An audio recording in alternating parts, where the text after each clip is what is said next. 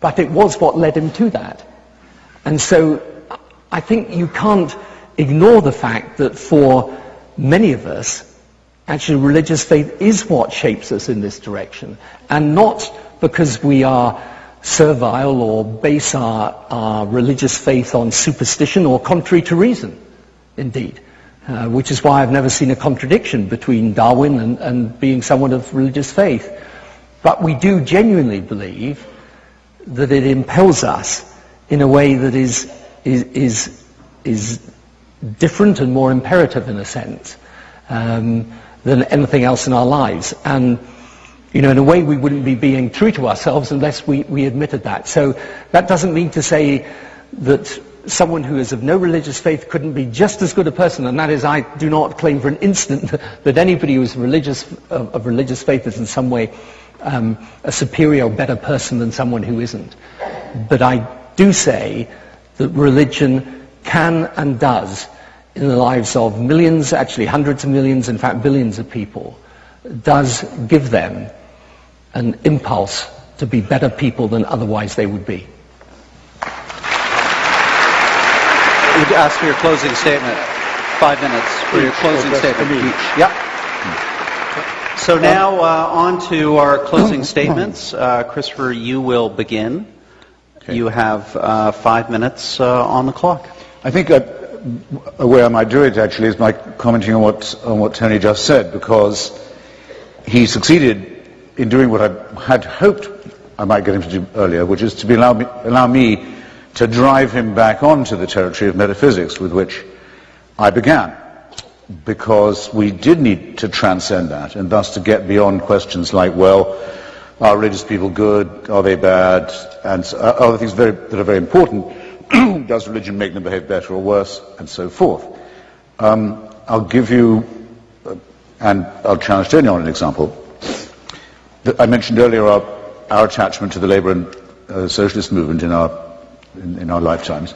For a very long time, we had in that movement a challenger, apparently from the left, the communist movement, which has only been dead a very short time now. It actually hasn't died everywhere yet, and which said it had a much more comprehensive and courageous and thoroughgoing answer than we did to the problems created by capitalism and imperialism and other things, and really proposed a fighting solution. And if I was to point to you the number of heroic people who believed in that, and the number of wonderful works especially of fiction, novels and essays written by people who believed in it, you could probably all of you mention one of your own. If you were a Canadian, I hope they still teach about him in school, the great example of Norman Bethune, heroic doctor who went to volunteer in China during the Civil War on the communist side, did amazing work, invented a form of battlefield blood transfusion. Just one among many examples. It was the communists in many parts of Europe who barred the road to fascism in Spain, and kept Madrid for many years from falling to Franco and Hitler and Mussolini. Gandhi may take credit for the Indian independence movement, too much in my view, but no one would deny the tremendous role played by the Indian communists in doing this, in helping to break the challenge, break the hold of Great Britain on their country. As a matter of fact, some people find it embarrassing to concede this, but I don't, as a supporter of it myself. The African National Congress, Nelson Mandela's party, at least half of its members of the Central Committee and the Executive were members of the Communist Party until quite recently, very probably including Mandela himself. There's no doubt about it. There was real heroism and dignity and humanism to those people, but we opposed it. We said, no, it won't work. Why won't it work? It's not worth the sacrifice of freedom that it implies. It implies that all these great things can only be done if you'll place yourself under an infallible leadership. One that, once it's made a decision, has made that decision and you are bound by it.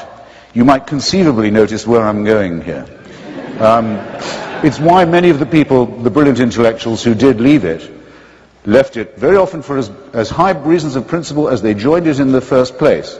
And the names of their books are legion and legendary. The best known is called The God That Failed, precisely because it was an attempt at a bogus form, a surrogate of religion. But let no one say, and when the history comes to be written, no one will be able to say that it didn't represent some high points in human history.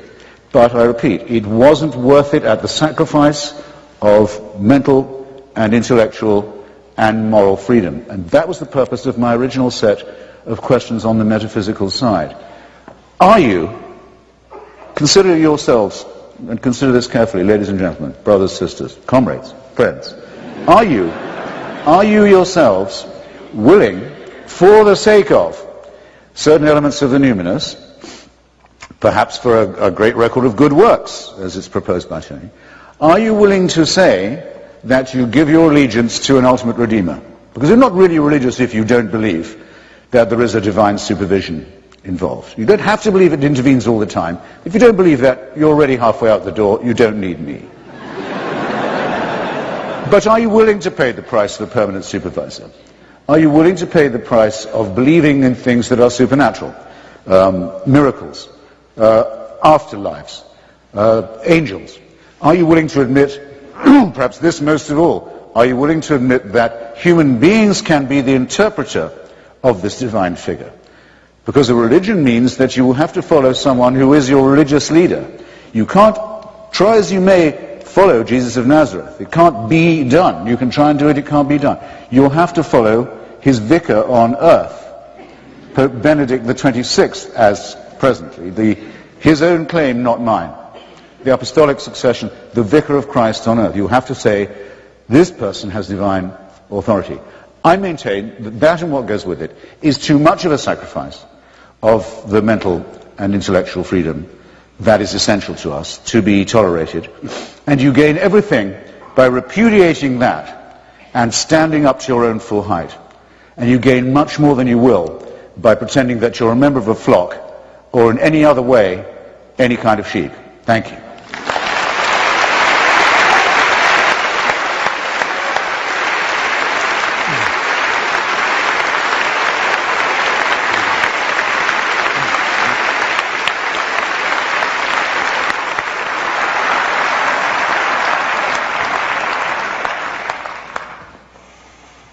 I was just, when Christopher was talking there about the times in the Labour Party together, I was just recalling after we suffered our fourth election defeat in a row in the Labour Party, meeting a party member after the fourth defeat who said to me, "The people have now voted against us 4 times. What is wrong with them?"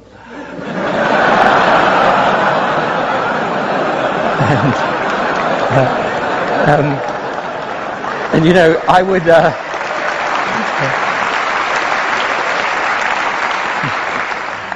would say that actually the example of communism shows that those that want to suppress freedom, those who have a fanatical view of the way the world should work, those are not confined to the sphere of religious faith, I'm afraid.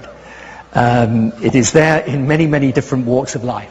So the question is, for me, this is not about how I, with a belief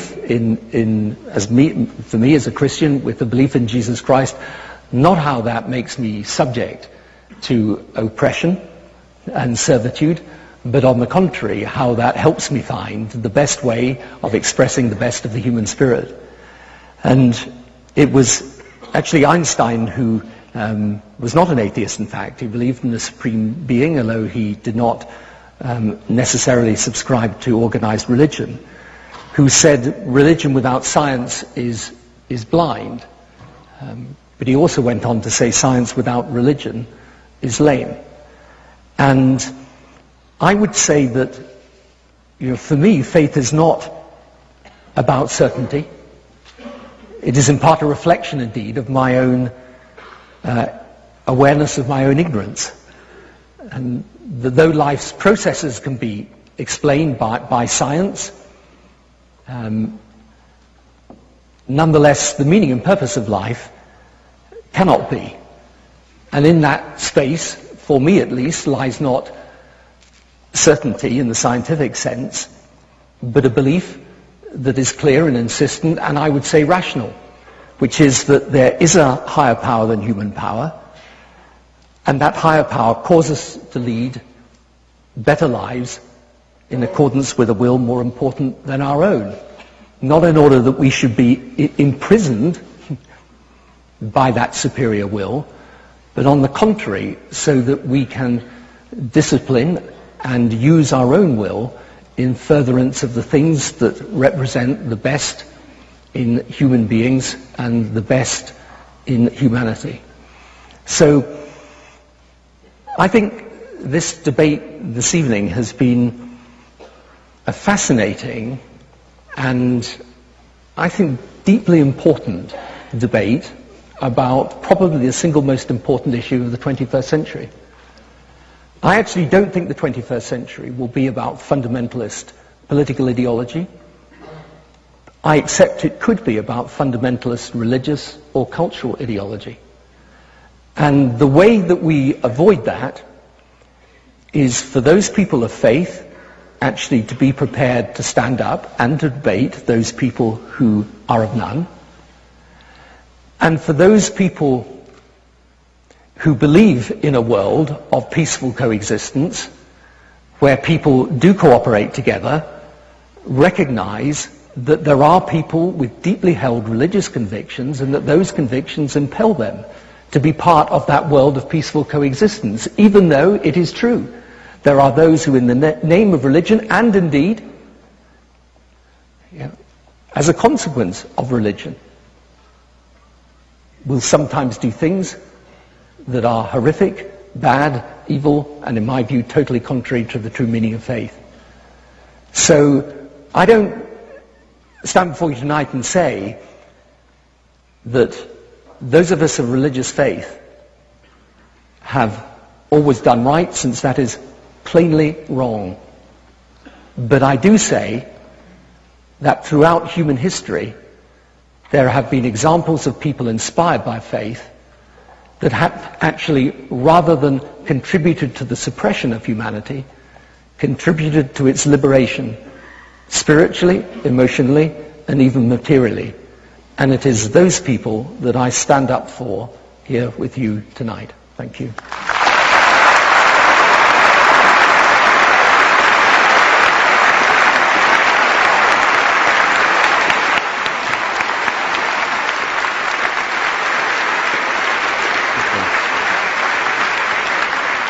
Well, ladies and gentlemen, let me reiterate something that Peter Monk said at the beginning of this evening's talk.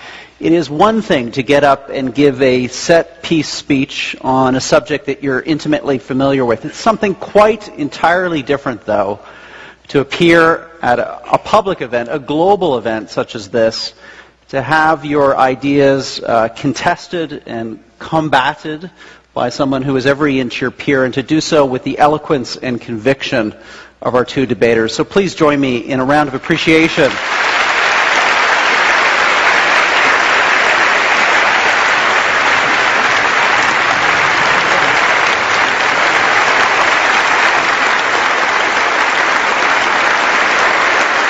Thank you. We'll be off in a second. Yeah, I'm just going to tell them of the vote. So stay here, just 1 second.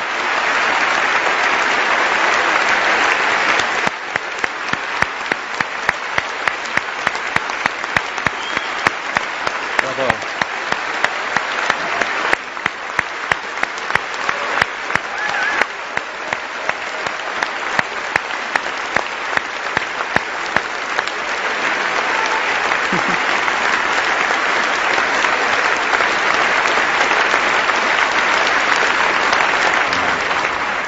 Well, ladies and gentlemen, this debate is not over yet. Because of the huge size of this audience, it's going to take us some minutes to tally a second audience vote on our motion and to find out who won this debate.